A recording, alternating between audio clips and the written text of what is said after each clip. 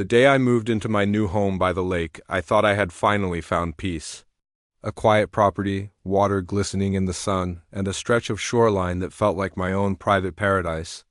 Boxes were still scattered across the living room when I heard pounding at the door. I opened it to find a group of HOA board members standing there, arms crossed, clipboards in hand, and eyes locked on me like I had already done something wrong. Without so much as a "welcome to the neighborhood," the president of the HOA demanded to know when I would be signing over control of the lake. Their tone wasn't a suggestion, it was an order. At first, I thought I misunderstood. How could they claim the lake? They'd barely introduced themselves before rattling off rules about permits, boating schedules, and dock fees that they claimed were under their control. But here's the kicker, they didn't realize the property deed I signed included water rights, shoreline rights, and yes, control over the very docks the HOA thought they managed. I stood there, half amused and half shocked, realizing these people had stormed into my home with demands, not knowing they had no actual authority over what they were threatening me with. Their faces grew tense when I calmly pointed out the deed and the documents in my possession. They didn't like that one bit. The president's voice got louder, insisting that the docks belonged to the association and that I would be fined if I didn't comply. I couldn't help but smirk because the more they threatened, the more obvious it became they had no clue who truly owned what. What they called their docks weren't even on HOA property. They were on mine, and by law their entire boating access point depended on me. Suddenly the room shifted, their confidence cracked.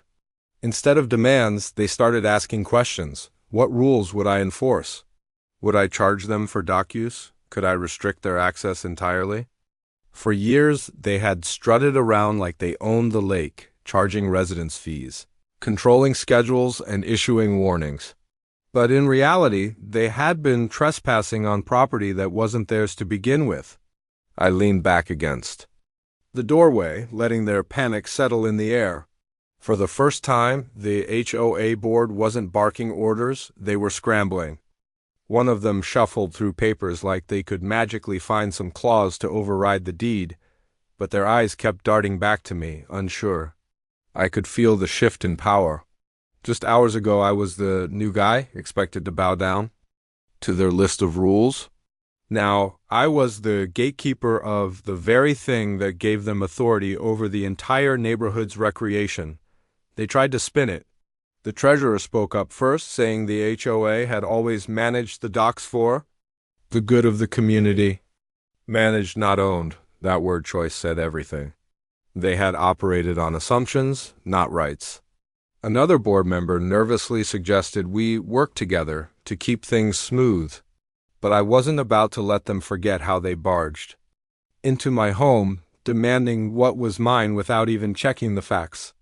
Inside, I was already forming a plan. If they had been collecting fees from residents for dock access, that meant they'd been profiting off my property without permission. The more I thought about it, the more leverage I realized I had. Not only could I shut down their access entirely, but I could also dig into past collections and demand answers about where that money went. Their empire was built on a lie, and they didn't even know the foundation had already crumbled the moment I moved in. The HOA president's face turned red as he realized silence was no longer an option. He leaned in closer, his tone sharp, but shaky, warning me that if I didn't cooperate, they'd make life difficult in the neighborhood. That was their mistake. Threats only confirmed what I suspected. This wasn't about community, it was about control. And now that control was in my hands. That night, I pulled out every document that came with the property. Deed records, surveys, even old agreements that had been buried in county files. The deeper I looked, the clearer it became this wasn't just a misunderstanding. The HOA had been running a racket for years. They had been charging homeowners for dock maintenance, collecting annual fees, and even issuing fines for supposed violations, all while those docks legally sat on private property that didn't belong to them. In other words, they were making money off something they had zero legal claim to. The next morning, I decided to test the waters.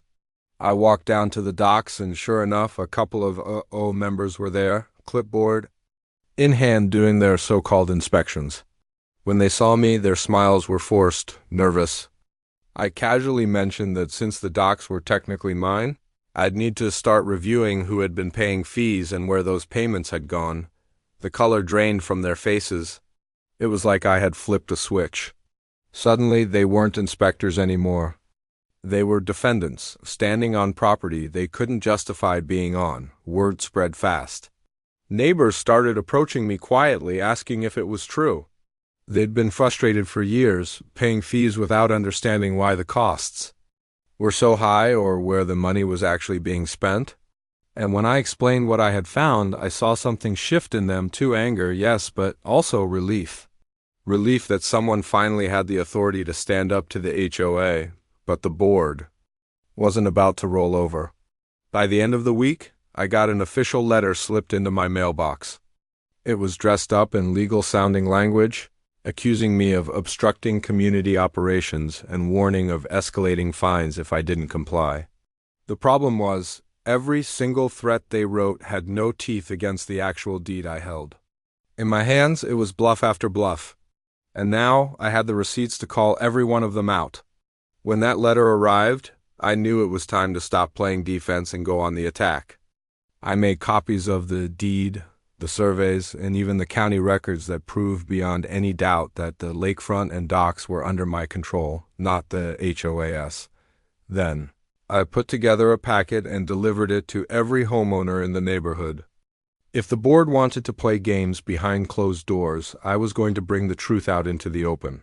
Within days, the whispers turned into a storm. Neighbors who had been afraid of the HOA for years were suddenly emboldened. They started asking questions the board couldn't answer, like why they had been charged dock fees for over a decade when the HOA didn't even own the docks. Some residents demanded refunds, others wanted audits, and a few were openly threatening lawsuits. The board tried to keep control, sending out frantic emails insisting that nothing had changed, but the evidence was stacked too high against them, so I decided to finish what I started. At the next HOA meeting, I showed up with a binder under my arm and a calm smile on my face. The board sat at their table, clearly on edge, while the room filled with homeowners waiting for answers. When it was my turn to speak, I laid everything out line by line, fact by fact, the deed that gave me lake rights, the property survey that placed the docks firmly on my land, and finally, the proof that for years the HOA had collected money they had no right to. You could hear the gasps ripple through the crowd. The president tried to interrupt, but the room wasn't on his side anymore. Neighbors were furious, shouting questions, demanding accountability. The treasurer fumbled with her papers, mumbling something about oversight, but no one was buying it. In a single night, their power crumbled. They had gone from enforcers to defendants, cornered by the very community they once controlled. And as I stood there watching them squirm, I realized this was only the beginning. Because what I had uncovered about the docks might just be the tip of a much bigger iceberg. After that explosive meeting, I couldn't shake the feeling there was more buried under the surface. The way the board members squirmed, the way they avoided direct answers, it screamed of something deeper. So I started digging into the HOAS financial records. By law, homeowners are entitled to see where their fees go, and once I requested the documents, they had no choice but to hand them over. What I found was jaw-dropping, line items that didn't make sense. Thousands spent on consulting with no names attached. Vague entries like miscellaneous maintenance and community improvements that no one in the neighborhood could even recall happening. Even more suspicious, payments were being funneled to a contracting company that, after some quick research, turned out to be owned by a relative of the president. It wasn't just sloppy bookkeeping, it was a funnel for money hidden in plain sight. I brought these findings to a few of my neighbors, and their reaction was immediate outrage. They had been paying dues for years under the assumption that their money went to legitimate upkeep, landscaping, lighting, community events. But instead, it looked like the board had been pocketing funds through shell contracts. The docks were just the start. The real story was the misuse of tens of thousands of dollars. The board must have sensed I was closing in because the very next day I got another letter. This one was nastier than the last. They accused me of slandering the association and threatened legal action if I continued spreading what they called misinformation.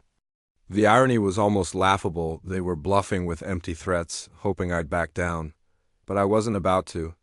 Every document I had was ironclad. Every dollar I traced had a paper trail. And that's when I realized I had more than just leverage. I had the power to dismantle their entire operation. The more I uncovered, the more the neighborhood rallied behind me. People who had once been silent, afraid of fines, violations, or retaliation started knocking on my door with their own stories. One neighbor told me about being fined for unauthorized landscaping when all they had done was plant flowers. Another revealed how the HOA charged them for dock repairs, even though they had never once seen work being done. It was all adding up. This wasn't just mismanagement, it was a pattern of exploitation. I decided to take the fight to the next level. I organized a community gathering at my lakefront property neutral ground where the board had no power to shut it down. Dozens of neighbors showed up, bringing lawn chairs, notebooks, and more anger than I'd ever seen directed at the HOA. I laid out the documents on a table for everyone to see: the false contracts, the inflated expenses, the shady connections. Every piece of evidence was there in black and white. The reaction was electric. People weren't just mad, they were furious. Years of bottled-up frustration spilled out as residents shared their own encounters with the board's intimidation. Tactics, fines, threats, harassment stories that painted a picture of an HOA that thrived on fear. But with the truth in front of them, that fear was gone. The board no longer seemed untouchable. By the end of the meeting, the crowd was chanting for action. Some wanted to demand resignations, others pushed for a full financial audit, and a few were ready to take legal action immediately. For the first time, the power dynamic had completely flipped. The board, once feared, was now cornered. And I knew they couldn't hide for much longer because the next HOA meeting wasn't going to be business as usual. It was going to be a reckoning. The night of the next HOA meeting, the atmosphere was nothing like before. Usually, only a handful of people bothered to show up. Most were too intimidated or too drained to deal with the board's endless rules and posturing. But this time, the room was packed wall to wall. Homeowners stood shoulder to shoulder, murmuring in anticipation, clutching copies of the documents I had shared. The board members walked in looking rattled, their usual smug confidence nowhere to be found. The president tried to start the meeting like nothing was wrong, flipping through the agenda as if it were just another routine gathering, but the crowd wasn't having it. Hands shot up, voices interrupted, and before the first item could even be read, someone demanded an explanation for the missing funds. Another neighbor followed up, waving the printout of a bogus contract I had uncovered. The questions came rapid fire, sharper and louder each time, until the board couldn't ignore them anymore. I waited until the room was at its peak, then stood up. Calm, steady, binder in hand, I walked to the front and faced both the board and the community. I laid down the evidence one piece at a time: dock ownership, fraudulent charges, shady payouts. Every page I flipped only made the crowd angrier, their shouts echoing off the walls. The board members sat frozen, their faces pale, fumbling for excuses that never came. When I pointed out the payment trail leading directly to the president's relative's company, the room erupted. People shouted for resignations, demanding accountability. One neighbor yelled that they wanted their money back. Another called for a vote to remove the board entirely. For the first time in years, the board wasn't dictating terms, they were trapped under the weight of the very people they had bullied. The president tried to gavel the room into silence, but the crowd's roar drowned him out. It was chaos. But it was the kind of chaos that spelled the end of their control. I could see it in their eyes, they knew they were finished. The shouting reached a fever pitch, and for once the board couldn't hide behind procedure or rules. The community wasn't just asking questions anymore, they were demanding action. A neighbor in the back stood up and called for a motion to remove the current board entirely. The room erupted in cheers, hands shot up, and suddenly the HOA's own bylaws, those same rules they had weaponized against everyone, were being used against them. The president's face went white. He stammered something about protocol and proper notice, but no one was listening. The treasurer tried to argue that financial records were being misinterpreted, but when pressed to explain the vague expenses, she fell completely silent. Their excuses were crumbling, one after another, and everyone knew it. I stayed calm, letting the crowd's momentum carry. This wasn't just about me anymore, it was about the entire neighborhood. Realizing they didn't have to live under fear, I reminded them that the lake, the docks, and the land weren't HOA property. I reminded them they had the right to demand transparency. Every word I spoke only fueled their fire. People who had once been silent were now shouting louder than anyone, their frustration finally spilling out after years of intimidation. Then it happened. The vote was called right there on the spot. Hands flew into the air, almost unanimous. The board sat frozen, realizing they had lost control of the very people they claimed to represent. It was the moment their power snapped, the illusion shattered in front of everyone. But as satisfying as it was, I knew the battle wasn't over. Stripping them of authority in one meeting was only step one. The deeper issue was what they had been hiding and how much money had already disappeared into their pockets. That was going to take more than one night to uncover. The fallout started almost immediately. Within a week of that chaotic meeting, a committee of homeowners, people who had never dared challenge the board before, banded together to demand a full financial audit. Copies of past budgets, invoices, and bank statements were requested, and this time the board couldn't stonewall. Too many eyes were on them now, too much pressure for them to slip away quietly. When the first round of records came back, it was worse than anyone expected. Payments had been siphoned off for years, tens of thousands of dollars vanishing into projects that never happened. Landscaping bills for work no one remembered. Dock repairs for docks that never saw a single nail or board replaced. Even community events that had supposedly been funded but neighbors swore never took place. The numbers didn't lie, it was systematic, deliberate, and bold. I wasn't surprised when the paper trail led back to the president's family business. But what did shock me was how far it spread. Other board members had benefited too, hiding kickbacks in fake invoices and reimbursement claims. It wasn't just one bad actor, it was an entire web of greed. The HOA wasn't a governing body at all. It was a cash machine for the people. At the top, by now, the neighborhood was fully awake. The same people who once feared violations were walking right up to the former board members' houses, demanding answers. Attention was thick. Every day felt like the lid could blow off at any moment. Some residents wanted to pursue lawsuits, others wanted to involve the county, and a few were even talking about pressing criminal charges. And as all of this unfolded, I realized something important. The lake and the docks had been the spark. But what we uncovered went way beyond shoreline rights. We had stumbled onto a scandal that threatened to unravel the HOA entirely, exposing corruption that reached deeper than any of us had imagined. It didn't take long before the scandal spilled out of neighborhood gossip and straight into the hands of lawyers. Several homeowners pooled together to hire an attorney, determined to hold the former board accountable for every dollar they had siphoned away. Demand letters were drafted, evidence packets compiled, and suddenly the board members who once strutted around with clipboards were now scrambling to find their own legal defense. That's when the desperation set in. The president, red-faced and cornered, started going door to door, pleading his case.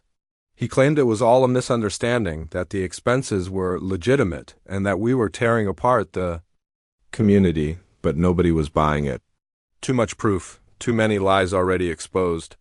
His apologies sounded less like remorse and more like bargaining for survival. Then came their last-ditch move. Out of nowhere, the board announced a special emergency meeting, plastering notices around the neighborhood claiming it was to restore order and reaffirm leadership.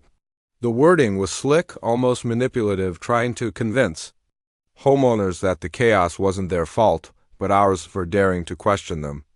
It was a blatant attempt to claw back power before the lawsuits closed in. The night of that so-called emergency meeting, the clubhouse was tense. The board sat up front, visibly shaken but still clinging to authority, while the rest of the room simmered with resentment. They tried to rally support, painting themselves as victims of a smear campaign. They waved papers in the air, pretending they had evidence to disprove the false claims. But when pressed, they couldn't produce a single document that actually explained where the money had gone. I stood up again, binder in hand, and this time I didn't even need to flip through it. The homeowners knew the truth now. Their voices rose louder than the board's, drowning out the flimsy excuses. Every attempt to spin the narrative only backfired, fueling more anger. What the board thought would be their comeback turned into their public undoing. But here's the thing, the real storm wasn't the shouting in that room. The real storm was brewing outside of it, in the legal system that was now circling closer and closer, ready to dismantle what little defense the board had left. The lawsuits hit like a thunderclap. Within weeks, subpoenas were issued demanding full financial disclosure from the HOA's accounts. What had once been carefully hidden behind vague budget reports and friendly handshakes was now laid bare in black and white court filings. Every shady invoice, every inflated contract, every dollar funneled to family and friends, it was all dragged into the open. The board members, who once strutted around acting like neighborhood royalty, now found themselves sitting in depositions, sweating under the weight of direct questioning. Their confident tones were gone, replaced by stammering excuses and "I don't recalls." The president, in particular, was cornered. Those payments to his relative's company weren't just suspicious, they were undeniable. The more they tried to explain, the worse it sounded. What they had called community improvements looked more like personal enrichment schemes. Meanwhile, the neighborhood buzzed with updates. Homeowners who had once dreaded HOA meetings were now eagerly following every development in court. Some neighbors showed up to hearings just to watch the downfall unfold in real time. Others spoke openly about demanding restitution, not just refunds of bogus dock fees, but repayment for every dollar misused over the years. The pressure mounted, until cracks appeared among the board itself. Whispers spread that certain members were turning on each other, trying to cut deals or shift blame. What started as a united front quickly collapsed into finger-pointing. It wasn't just the community against them anymore, it was them against each other. And yet, even as the walls closed in, the board made one last desperate gamble. Instead of stepping down gracefully, they attempted to dissolve the HOA entirely, hoping that by erasing the organization, they could escape responsibility. But the move only enraged the community further. If anything, it confirmed what we all knew: they weren't leaders, they were looters, trying to burn the house down on their way out. What they didn't realize, though, was that the fight had shifted beyond the neighborhood. County officials had started watching, investigators were circling, and the stakes were no longer about dock fees or landscaping. It was about fraud, accountability, and potentially even criminal charges. When the county finally stepped in, everything changed. What had started as a neighborhood dispute over docks was now a full-blown investigation, with government officials combing through every corner of the HOA's financial history. Auditors arrived with clipboards and boxes, hauling away files that the board had clung to for years. It was no longer just about shady bookkeeping, it was about fraud, embezzlement, and abuse of authority. The board members looked like ghosts whenever the county's investigators showed up. Gone were the days of smug smiles and power trips. Now they were just trying to stay out of handcuffs. The president, once so bold in barking threats, was suddenly silent in public, slipping in and out of his house like a fugitive. Rumors spread that he had hired a criminal defense lawyer, and that only added fuel to the fire. Neighbors who had once feared speaking out were now volunteering testimony. They provided records of fines they'd paid, receipts for maintenance that never happened, even emails where the board had threatened retaliation for questioning them. Each story built the case stronger, showing a pattern of intimidation. paired with financial abuse. And the county didn't stop at the current leadership. They started pulling records from past years, reaching back further than anyone expected. What they found was staggering. This wasn't a recent scam. It had been going on for over a decade, a cycle of board members lining their pockets and passing the scheme down like a family heirloom. By now, the HOA's reputation was shredded. Local news caught wind of the story, cameras showed up, and suddenly the scandal wasn't just neighborhood gossip, it was broadcast on evening television. Headlines painted the board as fraudsters, the community as victims, and me, the new homeowner who had unknowingly triggered it all, as the one who had pulled the first thread that unraveled their empire. But even as justice closed in, the board wasn't finished scheming. Desperate and cornered, they started plotting in secret, whispering about a way to shift blame and make me the target instead. I started hearing the whispers before I saw the evidence. A neighbor tipped me off that certain board members were quietly going door to door again, spinning a new story. This time, they weren't pleading innocence, they were pointing fingers. According to them, I was the problem. They painted me as some outsider who had moved in just to stir chaos, claiming I had misinterpreted documents and spread lies to rile up the neighborhood. At first, I brushed it off. Their credibility was in tatters, and most people saw right through it. But then I got a letter in the mail, this one not from the HOA, but from their attorney. They were threatening to sue me personally for defamation, demanding I retract my claims and stop damaging the reputation of the association. It was laughable on one hand, but dangerous on the other. They were cornered animals now, lashing out any way they could. Instead of panicking, I doubled down. I forwarded the letter straight to the community's HOA and shared it with my neighbors.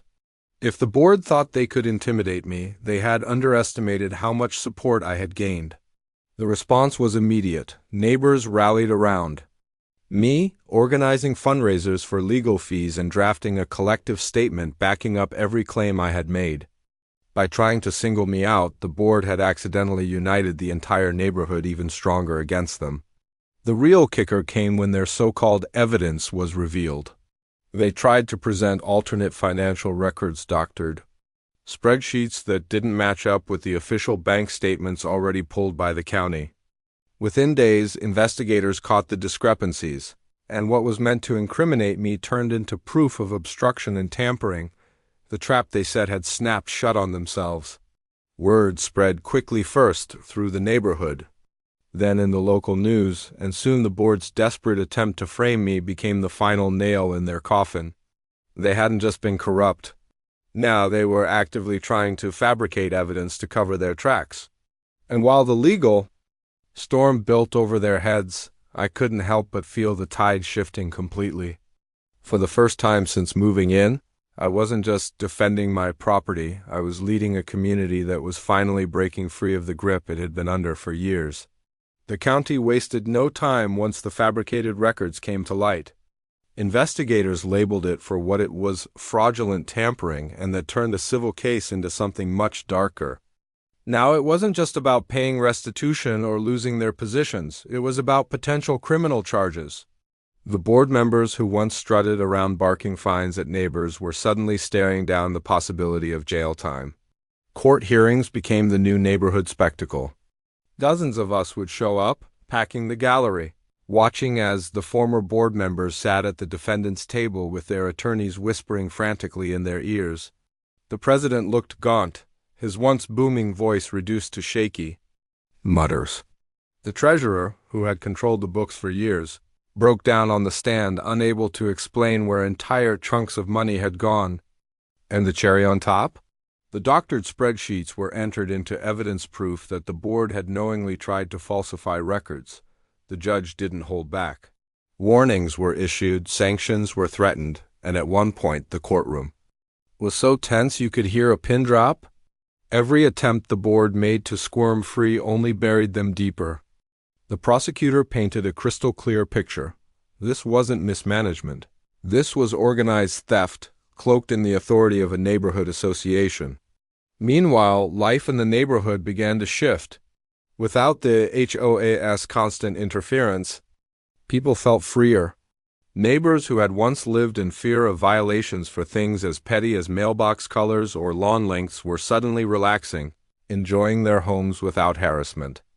Community members even started organizing their own gatherings, barbecues by the lake, weekend cleanup projects, proving we didn't need the HOA's heavy hand to function.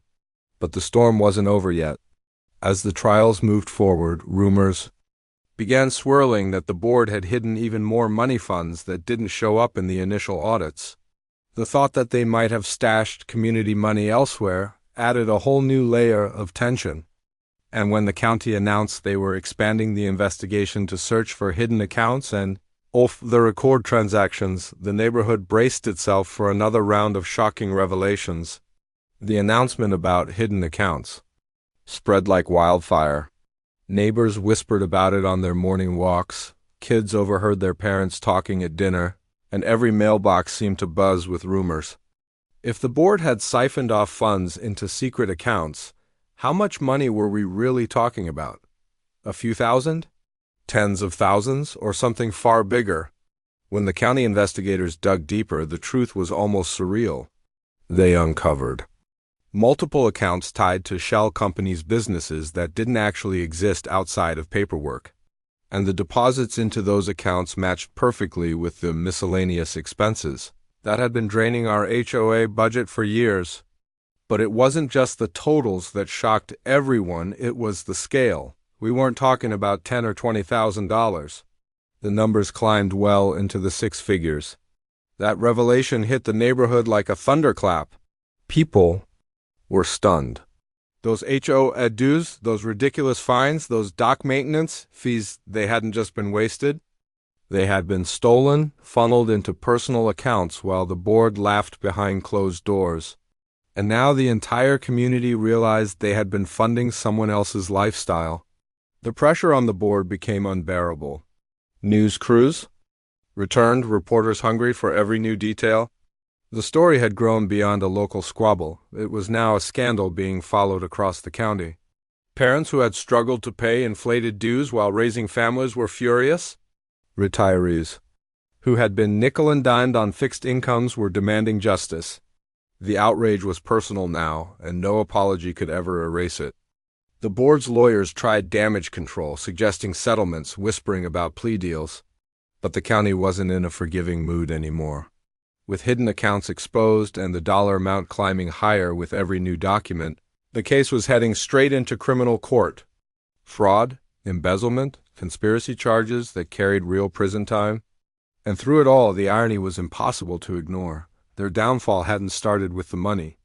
It had started with their arrogance, storming into my house on move-in day, demanding control of a lake they never owned. And that's how a simple move into a quiet lakefront home unraveled one of the boldest HOA scandals the county had ever seen. What started with them storming into my house, demanding control of their docks, ended with investigations, lawsuits, and criminal charges that stripped away every ounce of power they once held. The lesson?